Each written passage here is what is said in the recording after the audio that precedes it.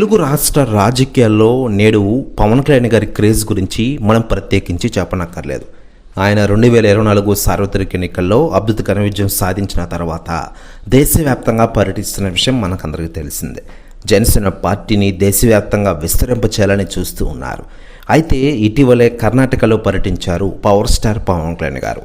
తాజాగా నిన్న ఆయన కర్ణాటకలో చిక్కబళ్ళాపూర్ జిల్లా చింతామణి పట్టణ ప్రాంతాల్లో బెంగళూరులో ప్రత్యేకంగా ఏర్పాటు చేసిన వేదికపై సుప్రీంకోర్టు మాజీ న్యాయమూర్తి జస్టిస్ గోపాలగౌడ 75వ జన్మదినోత్సవ కార్యక్రమంలో పాల్గొని పవన్ కళ్యాణ్ గారు మాట్లాడిన మాటలు వైరల్ అవుతున్న విషయం మనకందరికీ తెలిసిందే.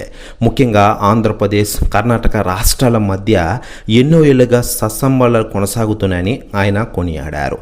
కన్నడ నాడు తెలుగువారిని ఆదరించి అదే మాదిరిగా ఇక్కడి సంస్కృతులు, సాంప్రదాయాలను ఆంధ్రప్రదేశ్ కూడా పర్యవేక్షిస్తోందని ఏపీ ఉప ముఖ్యమంత్రి పవన్ కళ్యాణ్ గారు తెలిపిన మాటలు వైరల్ అవుతున్న వేళ మరోవైపు పవన్ కళ్యాణ్ గారి క్రేజ్ కర్ణాటకలో అదిరిపే లెవెల్లో ఉంది. తాజాగా అందుతున్న సమాచారం ప్రకారం కర్ణాటకలో డిప్యూటీ సీఎం పవన్ కళ్యాణ్ గారి క్రేజ్ చూసి అమిత్ షా కూడా ఫిదా అయినట్లు తెలుస్తోంది.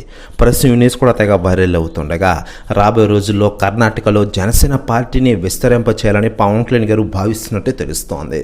దీనికి బీజేపీ నాయకులు కూడా సపోర్ట్ చేసే అవకాశాలు ఎక్కువగా ఉన్నట్లు తెలుస్తోంది.